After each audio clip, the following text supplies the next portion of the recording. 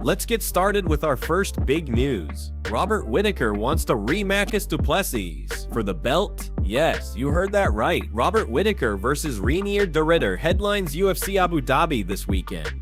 Ahead of the fight, Rob says he took some much-needed time to reflect on his tough submission loss to Khamzat Chimaev. But he's still determined, still focused on eventually rematching Dricus Du Plessis and ending his career on top with the middleweight title wrapped around his waist. "Life's been good," Whittaker said. "I had to take a little time to recover. Spent some time with the family, worked on other projects, and then got back into the gym. Yeah, I was asking for a fight much sooner, but it is what it is. The division was tied up, then his name popped up. I saw the location. I love fighting here as well, so everything just fell into place." Rob admitted something that fans already know: he's the type to learn the hard way. "I take a lot from every loss. I'm a very reflective person. As soon as the fight ends, we go back to the gym, sit around, talk about what we liked and what we didn't like. I look at the bigger picture. I look at my physicality. I look at my mental state and see what I could have changed or done differently. Then you just get back on the horse." He says his leading motivator is his family. "First and foremost, this is how I provide for them. I go into every fight camp and every fight with that in mind. This is food for my kids. Secondly, I want to finish on top. I want to reclaim the gold. I want to fight Dricus Du Plessis. I want to make amends with myself. Then I want to sail off into the sunset. I'm fighting for that fairy tale ending." Rob also spoke about his opponent, Reinier de Ridder, with respect. Anyone who's done their research knows he's been on the track for a long time. He's fought at a high level, he's had multiple belts in other organizations, he's fought a lot of 5-rounders, he's AS experienced as I am, so I expect nothing less. I expect a hard fight come Saturday. I've trained and prepared accordingly. I'm looking forward to it. But Rob added a warning. "I'm sure he thinks he knows what's coming, but no one has ever fought someone like me. I like to think I'm special. I'm going to get in there and show the difference." He's got a very particular skill set. He has a very particular style. If he enforces his game plan, if you let him do what he wants, he wins. That's how he wins. He's very comfortable on his back. He's comfortable on the ground. He's good at sagging on you. He's good at pressuring you. He's just got that sort of style. I understand that. I've prepared accordingly. My goal is to push my own game plan on him. I'll make him pay for every inch he tries to take. And honestly, I'm just gonna hit him. Get my emmets on him, stuff his takedowns, stop everything he wants to do. Don't let it. Now let's move on to the second big news. Ilia Topuria has revealed the highly data-driven strategy he uses to prepare for specific opponents. Yes, Ilia showed the Nelk boys a deeply scientific and analytical approach that he and his team rely on before every single fight. It's not just about training hard or sparring, it's about gathering information, dissecting patterns, and understanding exactly how an opponent moves, reacts, and fights. The Nelk boys were absolutely blown away by what they saw.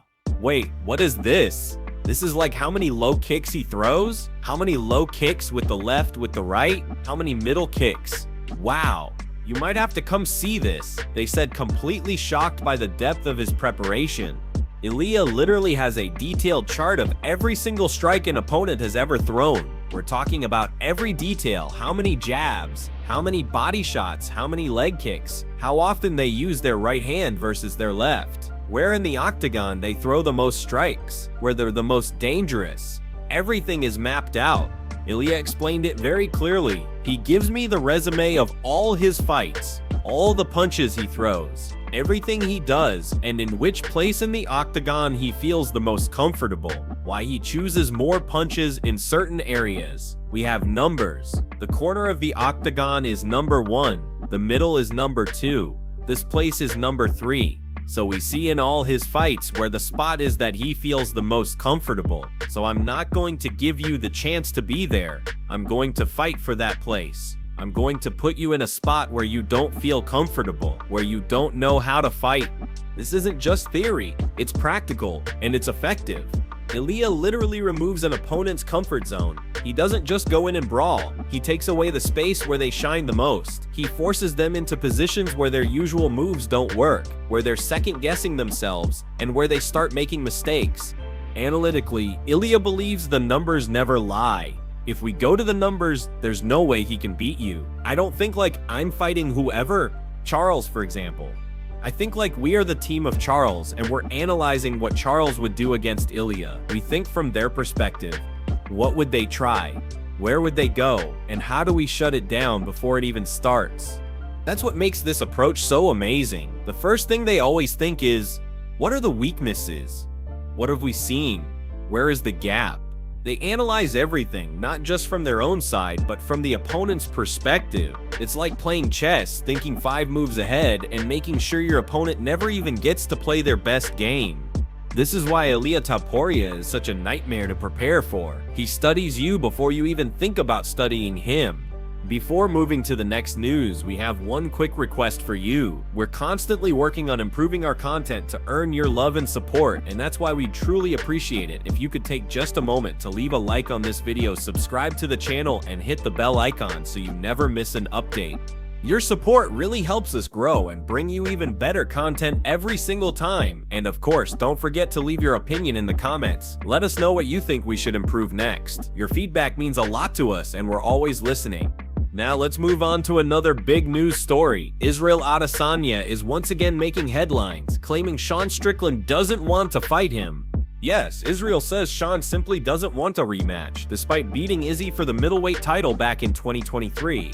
According to Adesanya, he's done everything in his power to make this fight happen again. He's called Shawn out multiple times publicly. He's made it clear he's ready, but Strickland continues to look the other way. Instead of addressing their unfinished business, Shawn seems more interested in chasing other opportunities, perhaps fights he believes are easier or more lucrative.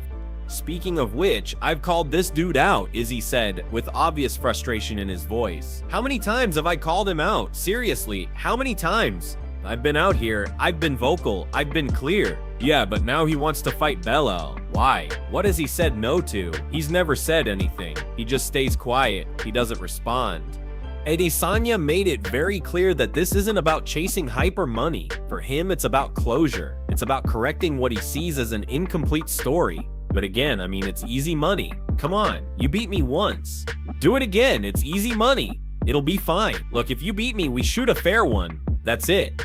For Israel, this fight is deeply personal. It's not just about reclaiming a title belt, it's about proving something to himself and to the fans who have followed his journey. It's about showing that the first fight was not the full picture of who he is as a fighter. But this one, he continued, I just want to make sure I did this right. I just want to do it one more time.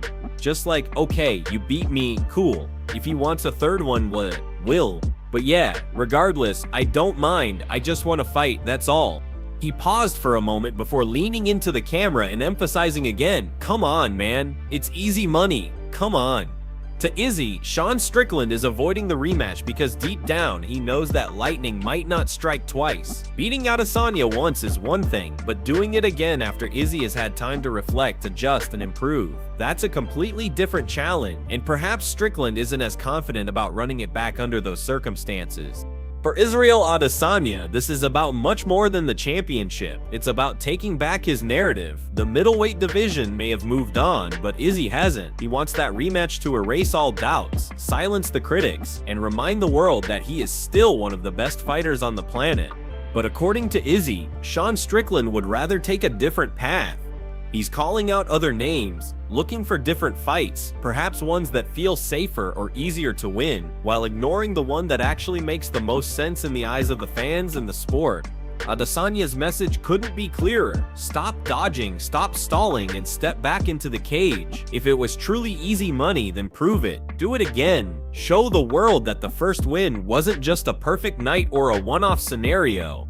For now, the ball is in Shawn Strickland's court. Will he answer the challenge, step up, and give the fans the rematch they want? Or will this rivalry remain unresolved, leaving more questions than answers? Only time will tell, but Israel Adesanya is ready and waiting. Now, let's move on again. Rashad Evans has weighed in on Jon Jones being the GOAT. Rashad made an appearance on the Pound for Pound podcast, and despite all the recent controversies, despite the accusations of ducking Tom Espinal, Rashad still considers Jon Jones the greatest mixed martial artist of all time. Even with everything that's happened outside the cage, legal issues, suspensions, and the constant drama, Rashad believes none of it changes what Jon Jones has accomplished inside the octagon. During the podcast, the host asked the simple but loaded question, who would you say is the greatest fighter of all time? Without hesitation, Rashad replied, I would say it's gotta be Jon Jones. Absolutely. Rashad explained why in detail. I've been in there with him. I've shared 25 minutes with him inside that cage, and let me tell you, he was good. He was smart. The way he read situations mid-fight, the way he adjusted, it was on another level. His mental, man, Jon needs to be studied because of his mental approach to competing. For Evans, it wasn't just about Jones's physical gifts or athletic ability. It was his mind that separated him from everyone else. For somebody that has so much going on outside the cage, stuff that would break most people, but still finds a way to go out there, fight the way he does, and win. That's hard, man. Really hard. Because when you don't feel good as a person, it's hard to compete good as a person. You know what I'm saying? Rashad leaned in, emphasizing his point, and for him to go out there and do it over and over again, it's remarkable. People can talk all they want about his mistakes, but when that cage door closes, Jon becomes a different kind of athlete. He sees things before they happen. He stays calm in chaos. That's something you can't teach. Evans also acknowledged that many fans are quick to discredit Jon's achievements because of his personal life and the controversies surrounding him. But Rashad insisted that greatness inside the octagon should be judged by what happens there, not outside. You can't deny his resume. You can't deny the people he's beaten. Champions, legends, undefeated fighters. Jon beat them all and made it look easier than it should have been. That's why for me, he's still the GOAT. So even with critics pointing to the drama, even with the whispers of him avoiding certain fights, Rashad Evans stands firm. Jon Jones is still the greatest to ever do it. Now on to another interesting piece of news. Cory Sandhagen is making fun of fans who are doubting him. Yes, Sandhagen is set to challenge Dvalishvili for the bantamweight title in the co-main event of UFC 320, and ahead of the fight, he decided to take a creative approach. Instead of simply posting training clips or giving standard interviews, Cory released a hilarious new skit mocking the doubters and critics who say he has no chance. In the skit, a fan confronts him with pure negativity. The fan says, "Hey there, you again. Yep, just want to let you know you have absolutely no chance of beating Marab. No chance at all. Just remember, he's on like a 35 win streak. He beat Umar. He beat Yan. And you're not gonna do good. You're not going to win. He's gonna win a battle. You're not gonna win a battle. You're just a stupid boy. He's gonna whoop you. He's gonna whoop you. So bad, you're gonna die. You're gonna die." The rant is over the top, exaggerated, and dripping with sarcasm, but it perfectly captures the tone of some hardcore fans online who constantly remind fighters of their opponent's accomplishments while dismissing their own. Sandhagen doesn't get angry or emotional in the skit. Instead, he calmly replies with a smirk, "Well, you're delusional." The fan doubles down, responding, "We're all delusional." And that's when Sandhagen delivers the punchline. He fires back, "Okay. Just because you haven't worked hard at something and you don't believe in yourself doesn't mean that I can't, right?" It's a subtle yet powerful message. Cory is basically saying that belief, dedication, and preparation can't be dismissed just because outsiders think the odds are stacked against you. The skit isn't just for laughs, it's his way of showing confidence without being confrontational. This playful jab at the doubters shows Sandhagen's personality and mindset leading into the fight. He knows Marab is a tough challenge. He knows the betting odds aren't in his favor, but he's not letting that pressure or negativity get to him. Instead, he's flipping it into motivation and even humor. The skit quickly gained traction on social media, with fans praising Sandhagen for not only embracing the underdog role, but also finding a way to entertain and engage people ahead of one of the biggest fights of his career. Whether he proves the doubters wrong at UFC 320 remains to be seen. But one thing is clear, Cory Sandhagen isn't lacking confidence, and he's not afraid to poke fun at those who doubt him. Now let's move to another one. Ilia Topuria is interested in fighting Jack Della Maddalena. Yes, this week the newly minted lightweight champion Ilia Topuria appeared on a live stream with the Nelk Boys, and the conversation covered a wide range of topics. From his thoughts on the current landscape of the lightweight division to the possibility of moving up to 70 pounds and testing himself at welterweight, Topuria made it clear that he's not content with staying in just one lane. He wants more, he wants bigger challenges, and he's not afraid of stepping into a higher weight class if the right fight presents itself. Ilia openly said that even if Islam Makhachev doesn't emerge victorious from his upcoming welterweight title fight with Jack Della Maddalena, he still plans on moving up and fighting for the belt at some point. The idea of chasing two-division glory clearly excites him. Yeah, and like the guy he's fighting right now, Jack, he's a big guy too, right? Wow. Just imagine if Jack beats Islam. That fight would be great. Also, you versus Jack? Yeah, I would love to fight him, Ilia said with a smile. What do you think? I saw Khabib said that he thinks Jack is a harder fight for Islam than me. What's he gonna say? Topuria showed no hesitation in talking about the potential matchups. For him, it doesn't matter who comes out on top. Whether it's Islam Makhachev retaining or Jack Della Maddalena shocking the world, Ilia is confident in his ability to fight anyone. The challenge is what drives him, and the possibility of moving up to welterweight for a blockbuster fight is something he seems to already be visualizing.